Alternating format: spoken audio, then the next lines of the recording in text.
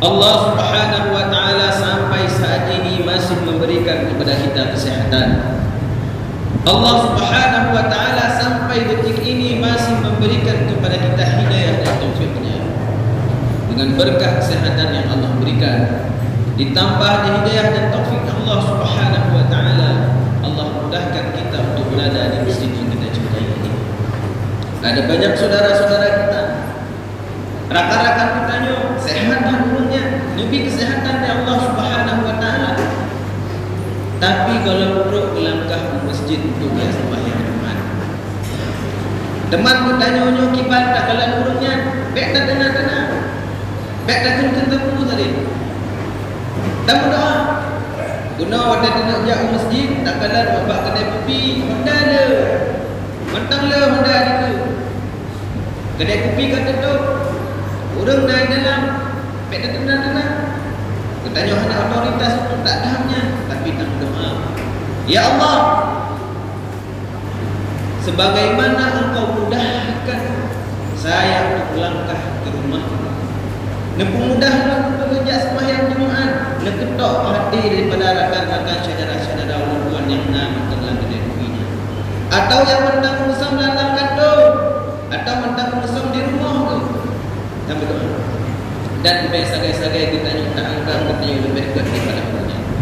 Menyotanya kena bisa jadi urutnya semakin balik, urutnya semakin berat ibadah pakar. Tak gara-gara katanya kena, tapi katanya mudah-mudahan sebagai umat Rasulullah sallallahu alaihi wasallam, mari senantiasa kita saling mendoakan. Ketika Allah Subhanahu wa taala memposisikan kita dalam kebaikan, doakan saudara-saudara kita yang lain supaya apa? Allah Subhanahu wa taala memberikan keistiqomahan kepada kita dalam kebaikan. Sidang jamaah Jumat yang dirahmati Allah Subhanahu wa taala,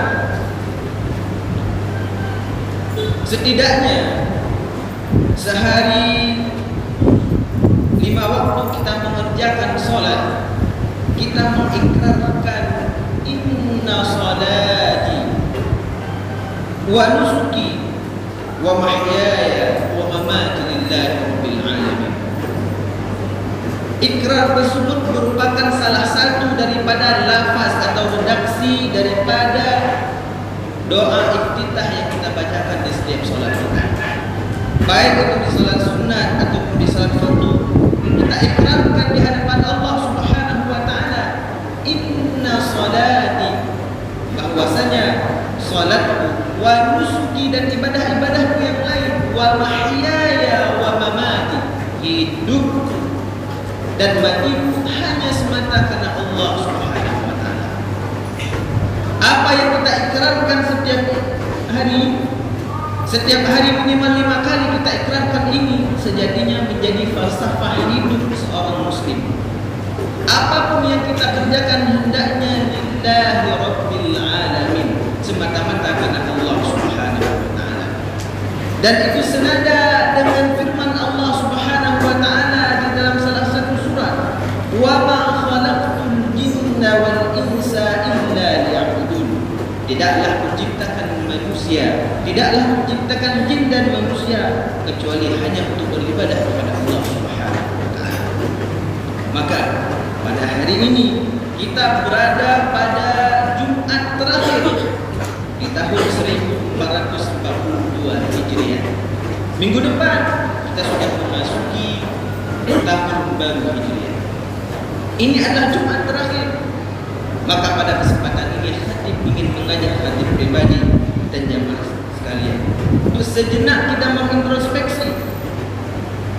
Sudahkah apa yang saya kerjakan setiap hari? Sudahkah profesi yang saya geluti sekarang bernilai ibadah di sisi Allah Subhanahu wa taala? Jangan kita melihat orang lain, tapi mulai melihat pada diri sendiri. Para ulama menyampaikan supaya setiap pekerjaan yang kita kerjakan, apapun profesi kita, akan bernilai ibadah di sisi Allah Subhanahu wa taala, hendaknya kita menjaga beberapa hal. Yang pertama, perbaiki niat kita. Suatu hari Rasulullah sallallahu sallallahu alaihi wasallam berjalan dengan para sahabat, berjumpa dengan seorang pemuda. Pemuda tersebut amatlah gigih, tampak dia sangat ulet dalam bekerja. Para sahabat bertanya kepada Rasulullah sallallahu alaihi wasallam, "Ya Rasulullah, bagaimana pendapat engkau melihat pemuda tersebut?" Kata Rasulullah sallallahu alaihi wasallam, "Sekiranya si pemuda tersebut ia keluar dari rumahnya untuk menafkahi anak-anaknya yang masih kecil, maka keluarnya ini adalah fi sabilillah, dia berada di jalan Allah." Selanjutnya, sekiranya ia keluar dari rumah untuk menafkahi orang tuanya yang sudah tua, maka keluarnya ia adalah fi sabilillah, di jalan Allah. Dan sekiranya ia keluar dari rumahnya untuk bekerja, untuk menjaga harga dirinya, menjaga nama baiknya, dia tidak sampai meminta-minta kepada orang lain, maka keluarnya fi sabilillah. Tapi sekiranya keluarnya itu dari rumah hanya untuk berbangga-bangga dengan baju yang ia pakai, dengan warna baju yang ia pakai, dengan pangkat dan jabatan yang tersemat di bajunya, maka keluarnya adalah riya'an fi sabilis syaitan. Keluar seseorang itu tidak baik, maka ia berada di jalan syaitan. Maka hendaknya apapun profesi kita, perbaiki niat kita. Ketanya orang muka di budaya tadi, ya Allah, lalu muka di budaya, maka untuk nak mudah kebutuhan pokok urung, lalu mudah urusan urung, yang di antara niat yang kan menansi ketanya uji ke polisi, menansi ketanya uji ke tentera, menansi ketanya uji ke dokter, perbaiki niat kita. Itu syarat pertama yang disampaikan oleh para ulama. Apabila niat kita sudah baik, maka apapun yang kita kerjakan akan bernilai ibadah di sisi Allah Subhanahu wa taala. Yang kedua, setelah kita perbaiki niat kita, hendaknya apapun yang kita kerjakan itu dibenarkan oleh syariat. Niat kita sudah baik, lebih dari rumah hendak minta rezeki untuk menafkahi anak-anak kita, tapi yang terpukul anak betul. Anak tu hawa dengan baju baru, anak tu guna hamda baru. Gimana cara? Tempat sampai kan sampai yang bilang, tapi sampai yang warna putihnya.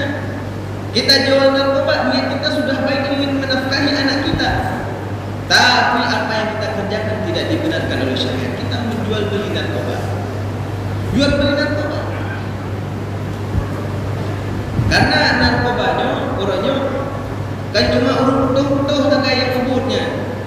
Urung-urung kaya hidup, kaya buka rumah, kaya buka di kedai. Tapi nak lebih kaya dah, nak dia paling kaya kampungnya, paling kaya dalam negerinya. Gimana cara? Tempatkan investasi dalam narkoba. Tidak benar. Niat kita sudah baik, tapi pekerjaan yang kita kerjakan itu tidak baik. Maka hendak diperhatikan niat yang baik disertai dengan pekerjaan yang baik. Alihnya katanya orangnya karena orang Aceh raya kan empok penggula berpahna payah. Generasi muda lawetnya, bapak-bapak muda bahkan yang kakak Tuhan 40 waktu 50 ni kakak duit dari rumah bu bak kedai kopi. Tapi yang kepupunnya anak muda gimana cara? Minta pen gerak HP, minta pen gerak HP gerak judi online. Ulama katanya kalau duit fatwa dari 2016 tentang judi online, tentang game online, merangkat terus berkembang menjadi judi online. Jadi berapa sih?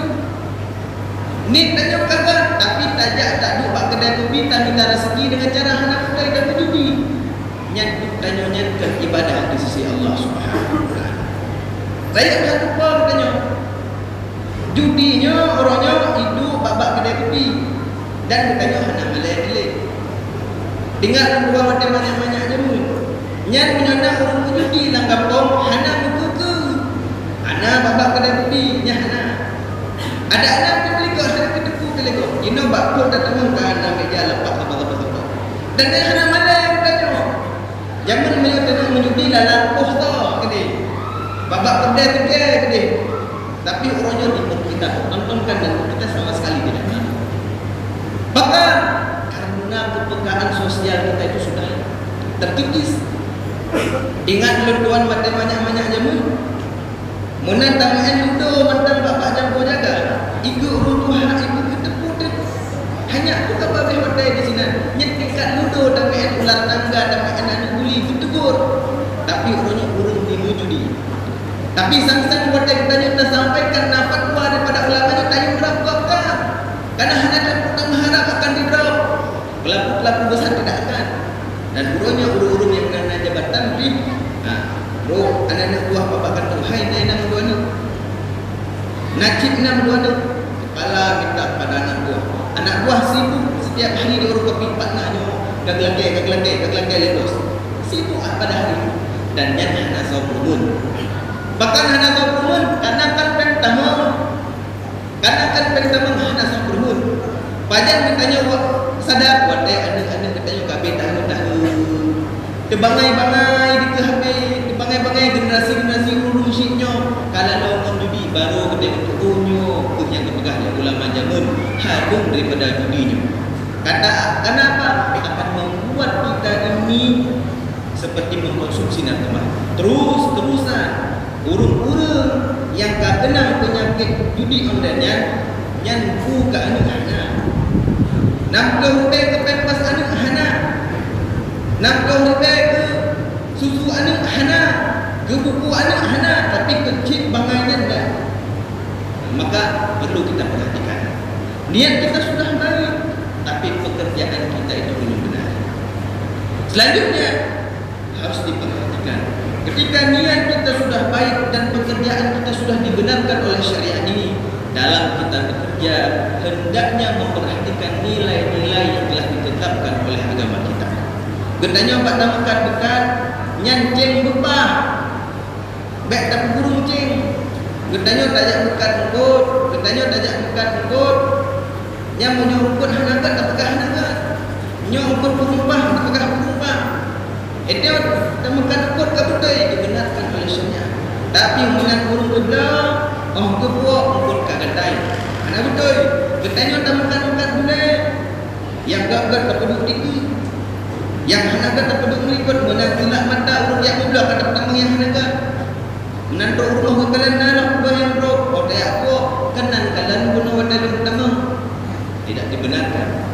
Kita tidak menjaga nilai-nilai yang telah ditetapkan oleh agama kita. Kita tidak boleh berbohong, kita tidak boleh curang dalam bekerja. Begitu juga sebagai kita orang yang pelayan publik bagi masyarakat. Katanya kerja apa tu?